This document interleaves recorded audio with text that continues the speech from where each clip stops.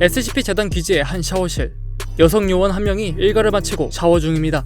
잠시 뒤 그녀는 샤워 부스를 나가기 위해 몸을 돌렸죠. 그 순간 여성의 온몸에 소름이 돋아올랐습니다.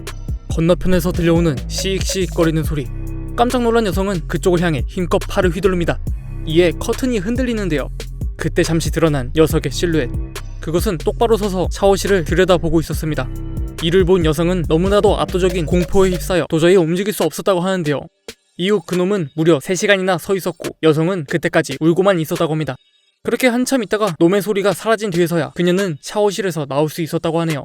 이것이 바로 SCP-303 도어맨을 가장 처음 발견했던 사건이었습니다. 녀석은 당돌하게도 기지 안을 돌아다니고 있었죠. 여성 요원은 서둘러 자신이 당한 일을 재단에 보고합니다. 이때 그녀에게 이야기를 들은 박사는 이상한 점 하나를 발견하는데요. 그것은 녀석을 실제로 보지 못했던 요원이 303의 생김새를 아주 명확하게 설명했다는 점이었습니다. 분명 커튼에 가려져 있었을 텐데 말이죠. 그녀는 녀석이 젓갈색의 피부에 깡마른 체형을 가졌고 커다란 머리에 거대한 이빨과 입밖에 없었다고 말했습니다. 박사는 내심 꺼림칙했지만 유일한 단서였기에 이를 기록해두고 특수부대원들에게 기지 내 수색을 지시했죠. 하지만 한동안 진행된 기지 조사에도 그런 모습의 SCP는 발견되지 않았습니다. 그렇게 시간이 지나게 되고 얼마 되지 않아 두 번째 사건이 발생했습니다. 2층 휴게실을 찾은 한 남성 요원. 캐비넷 앞에 선 그는 커피를 꺼내기 위해 문고리를 붙잡았습니다. 그때 들려오는 씩씩거리는 소리. 이것을 들은 남성 역시 압도적인 공포에 휩싸여 몸이 굳어버립니다. 신기한 점은 그가 문을 열지 못했음에도 캐비넷 안에 303이 웅크린 자세로 자신을 올려다보고 있다는 것을 알 수 있었다는 점이었죠. 그렇게 그것은 한참 동안이나 남성 요원을 올려다보다 사라졌습니다. 자유의 몸이 된 요원은 들고 있던 컵도 내팽겨치고 재단에 보고했죠. 특수부대 요원들이 캐비넷을 점검해보았을 땐 이미 303은 사라진 상황. 그런데 303만 사라진 게 아니었습니다. 캐비넷 안에 커피를 담아두었던 유리병 하나가 사라졌다는 걸 발견한 것인데요. 이 유리병을 시작으로 303은 기지 이곳저곳의 물건들을 가져가기 시작했죠. 그럼에도 재단은 이 신출 귀몰하는 녀석을 잡지 못하고 있었습니다. 그렇게 다시 시간이 지나고 세 번째 사건이 발생합니다. 다른 박사가 2층 저장실 안에서 탈수증으로 사망한 채 발견된 것인데요. 이를 조사해본 결과 이 박사는 무려 5일 동안 이곳에 갇혀있다가 목이 말라 죽은 것으로 판명되었습니다. 박사가 이곳에 나가려고 문 손잡이를 잡은 그때 SCP-303이 나타났고 그렇게 5일이 넘도록 벌벌 떨다 죽은 것이었죠. 결국 재단 내에서 사망자까지 나온 상황. 이를 두고만 볼 수 없던 재단이 특단의 조치를 취하게 됩니다.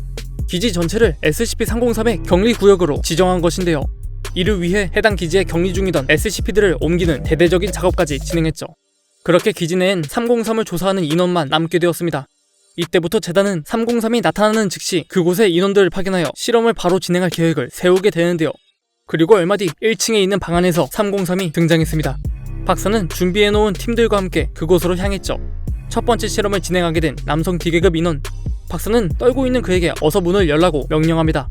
열지 않을 경우 다른 SCP 격리실에 던져버리겠다는 으름장과 함께 말이죠.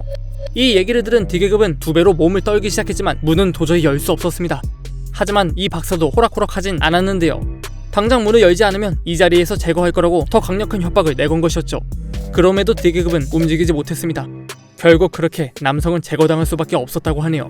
이후에도 실험은 계속되었습니다. 옆에 서 있던 여성 D계급 인원이 곧바로 문 손잡이를 잡았죠.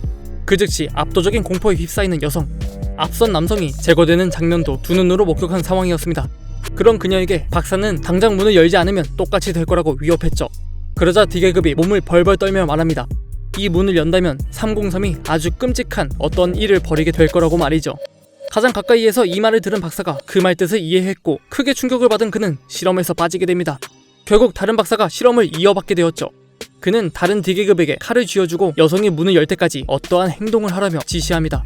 그렇게 그는 박사의 명령을 수행했고 여성 D계급은 2시간 뒤 출혈로 사망할 때까지도 문을 열지 못했다고 하네요. 당장 죽는 것보다 더 큰 공포에 질려 문을 열지 못한 D계급들이었죠. 그 뒤 303이 사라지며 실험은 종료되었다고 하네요. 이후 이 SCP는 더 활개치며 재단 기지의 여러 물품들을 가져가기 시작했습니다. 재단은 도대체 녀석이 그것들을 어디로 가져가는 것인지 궁금할 따름이었는데요. 그러다 놈의 아지트를 발견하게 됩니다. 그곳은 재단 기지 2층의 저장실. 저번에 박사가 5일 동안 갇혀있다 죽었던 그곳이었죠. 그 안엔 그동안 303이 가져갔던 물품들이 가득했습니다. 그런데 이렇게 다 모아두고 보니 어딘가 좀 이상합니다. D계급 인원 시체 2구, 세포 보존용 튜브, 수술 장비 3세트, 많은 양의 화학 약품들, 커피를 담았던 유리병, 그리고 발전기. 이외에도 재단 외부로 유출돼선 안 되는 여러 물품까지 이 방 안에서 확인되었죠. 재단은 그 즉시 해당 물품들을 도로 수거했다고 하네요. 과연 303은 그곳으로 무엇을 만들려고 했던 것일까요? 어쩌면 SCP-303의 진정한 공포는 아직 시작하지 않은 것일지도 모르겠습니다. 시청해주셔서 감사합니다.